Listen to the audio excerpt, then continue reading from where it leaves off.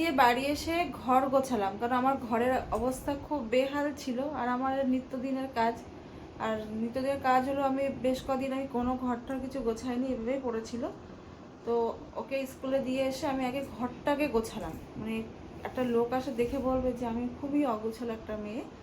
তারপরে প্রগতি উঠলো ঘুম থেকে, উঠে প্রগতি চা নিয়ে এসছে। এই যে আমাদের টি টাইম, এই যে ম্যাডাম উঠলেন, আমাদের কাকি এই যে বসে আছে। তো চা খেয়ে এবার এখানে বেড কভারটা এখনো পাতা হয়নি, কারণ ফ্যানটা একটু মুছতে হবে। তারপরে যাবো ছেলেকে আনতে। আর ছেলেটার শরীরটাও ভালো না, জ্বর এসছে, কাশি হচ্ছে, সে অবস্থায় পরীক্ষা দিতে গেছে, কিছু করার নেই। পরীক্ষা না হলে ওকে আমি পাঠাতাম না, কারণ হচ্ছে আগে তো শরীরটা ঠিকঠাক তারপর স্কুল করতে, কিন্তু আজকে ম্যাথ পরীক্ষা, ওই জন্য ওকে স্কুলে যেতেই হলো, কাজ ছিল খুব যাওয়ার সময়। তো ওকে আনতে যাওয়ার টাইম হয়ে গেল। এখন আমি আর ঈশানের বাবা চা খেয়ে তোকে আনতে যাব। আর তারপরে হচ্ছে আমাদের বাড়িতে আজকে আমাদের যে নতুন বউ এসছে বাড়িতে, ওদের আজকে আমরা নিমন্ত্রণ করেছি খাওয়ার জন্য। তার জন্য দুপুরে আবার একটু রান্নার ব্যবস্থা আছে, একটু তড়িঘড়িও আছে। তো চলো, আবার দেখা হবে।